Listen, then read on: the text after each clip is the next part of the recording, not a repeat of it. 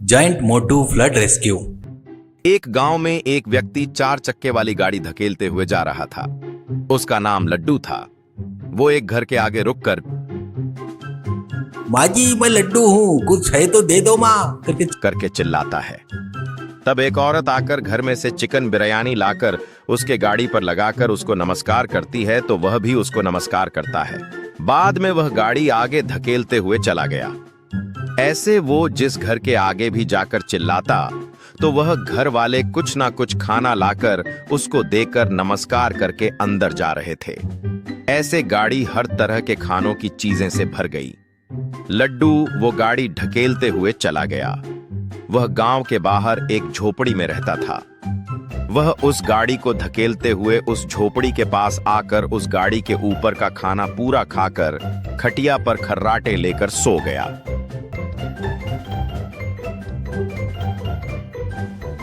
एक दिन उस गांव में बैंक मैनेजर ट्रांसफर होकर आता है। उसका नाम कुमार था। कुमार बहुत ही कंजूस था। 1 रुपया भी खर्चा करना हो तो 100 बार सोचता था। वह अपने परिवार को लेकर एक ट्रक में सामान भरकर उस गांव में एक घर के सामने आता है। ट्रक वाला वह सामान घर में उतार कर सर 200 रुपए ज्यादा तो दीजिए सर, आपने बोले थे उससे ज्यादा दूर आ गए सर, थोड़ा देकर दीजिए सर, ऐसा कहता है। तो कुमार क्या 200 रुपए ज्यादा दो क्या, क्यों दूर है तेरे को, अपन ने जो बात किए थे उसे 1 रुपया भी ज्यादा नहीं दूंगा। तूने बताया था उस टाइम से ज्यादा लेट लेकर आया तो मैंने कुछ बोला क्या तेरे को, जा रे जा बड़ा आया, ऐसा बोलकर पैसे देकर भेज देता है। ऐसे वह उस घर में अपने परिवार के साथ संसार बसाता है। एक दिन बैंक में जाने के लिए घर के बाहर आता है कुमार। तब लड्डू पड़ोस के घर के आगे गाड़ी लेकर रुककर माँ जी मैं लड्डू हूँ करके चिल्लाता है। तब उस घर में एक औरत चिकन कबाब लाकर उसके गाड़ी के ऊपर रखकर उसको नमस्कार करके चली गई। और वो बहुत आश्चर्य होता है। ऐसे लड्डू कुमार के आगे वाले घर के सामने जाकर माँ जी मैं लड्डू हूँ करके बोलता है। तो एक औरत मटन बिरयानी लाकर गाड़ी पर रखकर उसको नमस्कार करती है। यह देखकर कौन है रे ये सांड के जैसा, गाड़ी लेकर आकर भीख मांग रहा है, इसको बचा हुआ खाना नहीं दे रहे शायद ये लोग, इसके लिए ही पका कर दे रहे हैं और भिखारी को नमस्कार क्यों कर रहे हैं, बेवकूफ कहीं के करके सोचता है।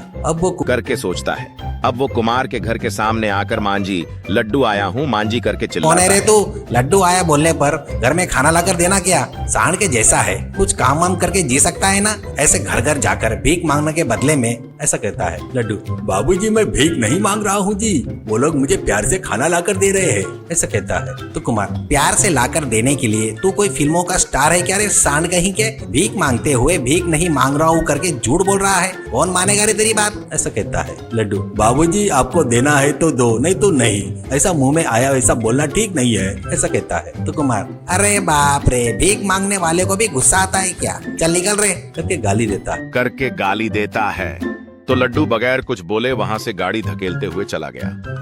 तब घर के आगे वाला टाइम नए आए हो लगता है, तो आपको लड्डू के बारे में पता नहीं है शायद, ऐसा कहता है कुमार। हाँ सर मैं ट्रांसफर होकर आया हूँ, बैंक में मैनेजर की नौकरी करता हूँ, इतना कि ये कौन है इसके बारे में जानने के लिए क्या होगा, और आप लोग क्यों जी उस जैसे सांड को पाल रहे हो, ऐसे कहता है। तो सर ऐसा मत बोलो सर, लड्डू बहुत अच्छा है, उसकी जात इस गाँव को बचाने वाली जात है, उसके दादा परदादा भी गाँव की रक्षा करने का काम करते थे और कोई दूसरा काम वो नहीं करते, वो उनके कुल की प्रथा है, वो लोग कोई भी काम नहीं करते इसलिए गांव के लोग उनको खाना देते हैं। अब उस जात में लड्डू ही आखिरी बचा है, उसको थोड़ी भूख ज्यादा है इसलिए सभी लोग प्यार से उसको हर तरह का खाना ज्यादा देते रहते हैं, आप भी उसको खाना दिए तो अच्छा रहेगा सर, ऐसा कहता है कुमार। तुम्हारे गांव वाले बड़े अजीब है यार, और वो इस गांव को बचाना क्या, नॉनसेंस, उसको तो मैं खाना किसी हाल में नहीं दूंगा कहकर स्कूटर में बैठकर चला गया।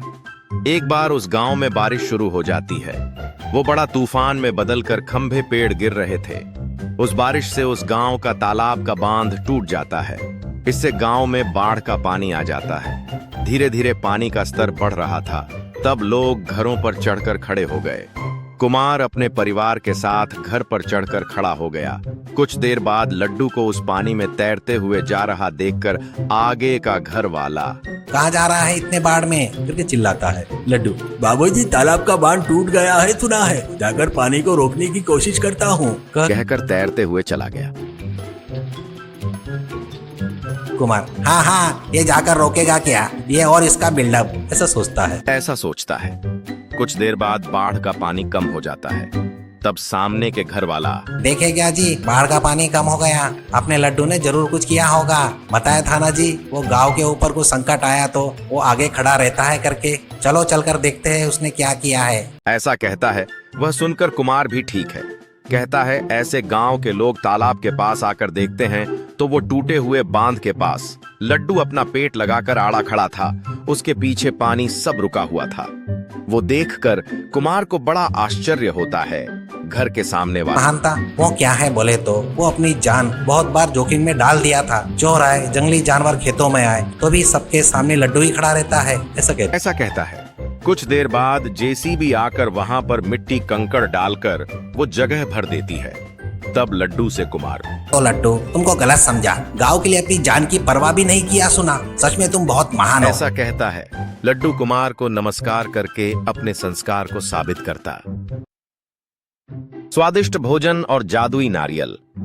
एक गांव में मित्र बोलकर एक विद्वान रहता है।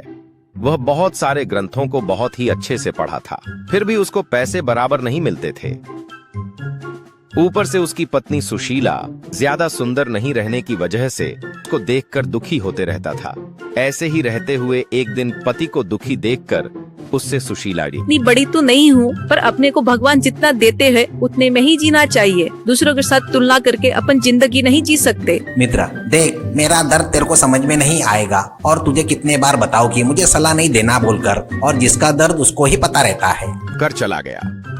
ऐसे ही रहते हुए कुछ दिनों बाद एक साधु उनके घर आकर भिक्षा मांगता है, जिससे पति पत्नी दोनों साधु को अच्छा खाना खिलाते हैं। उस खाने को साधु बहुत खुशी से खाते हैं। उसके बाद साधु बाहर आकर मित्र को 3 नारियल देता है और अब उनसे साधु का, देख बेटा, ये 3 नारियल बहुत शक्तिशाली है। एक मन की इच्छा मांगकर नारियल फोड़, तेरे साथ अच्छा होगा, कहकर चला गया। उसके बाद अंदर जाकर पत्नी से मित्र, अरे वाह, साधु को भगवान ने भेजा है शायद, पहले तू बहुत सुंदर बन जाए, ऐसा मांगता हूँ, ऐसा कहता है। सुशीला, देखिए, आपको ये जल्दबाजी नहीं करनी चाहिए। पहले अपन आर्थिक रूप से अच्छे हो जाएंगे, उसके बाद नाम प्रसिद्धि मिलना चाहिए, उसके बाद मेरे खूबसूरती के बारे में मांगेंगे, ऐसा कहती है। फिर भी मित्र अहंकार से पत्नी बता, ऐसा नहीं सुनकर पत्नी बहुत सुंदर बन जाए करके एक इच्छा मांगकर एक नारियल फोड़ता है। बस नारियल में से एक रोशनी निकलकर पत्नी को लगने से वह बहुत ही सुंदर बन जाती है। उसको सुंदर बना देखकर मित्र बहुत ही खुश होता है।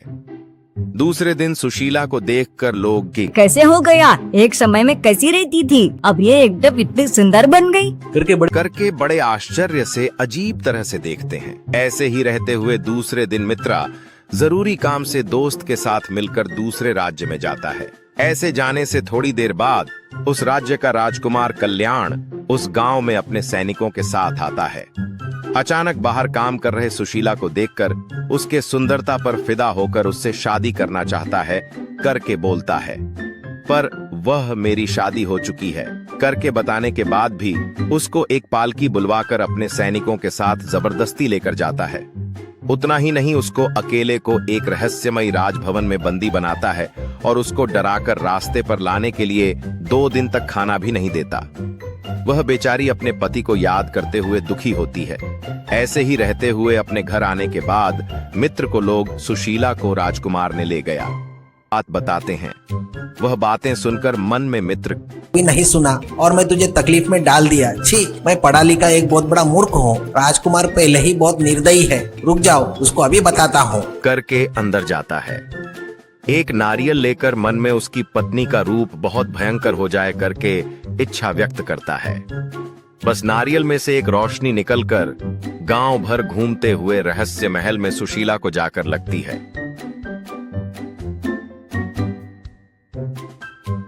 बस वो एक भयंकर भालू में बदल जाती है। इतने में राजकुमार उसको मारकर कैसे भी करके उसे डराने के लिए चाबुक लेकर आता है, पर वहां सुशीला की जगह भालू को देखकर शॉक हो जाता है। 2 दिन से भूखा रहने की वजह से भालू बहुत गुस्से में रहने से राजकुमार पर हमला करती है। वो कितना भी कोशिश करके उसको रोकने की कोशिश करता है, इससे वह भालू राजकुमार को मार डालती है। वह देखकर सैनिक हमला करने आते हैं, पर उनको भी मारकर बाहर भाग जाती है। उसके बाद गांव में आए भालू को देखकर गांव के लोग भागते हुए घरों में जाकर छुपकर दरवाजे लगा देते हैं। उसके थोड़ी देर बाद भालू सीधे अपने घर पर जाकर जाती है। उसको देखकर मित्र डरने से अपने पति को पूरी बात वो भालू के रूप में रहकर ही बताती है। वो सुनकर मित्रार क्या कर दिया मैंने, जानबूझकर तकलीफ में डाल दिया तुझे। रुक जा, तू पहले जैसे हो जाना करके इच्छा मांगता हूँ, मेरी अकल आ गई है अभी। वो बोलकर तीसरा नारियल लेकर वो पहले जैसे हो जाना करके नारियल फोड़ता है। बस वो पहले जैसे बदल जाती है। उसके बाद मित्र सुशीला नारियल और भालू के बारे में सबको पता चलता है। अब गांव वाले मित्र के घर पर आते हैं।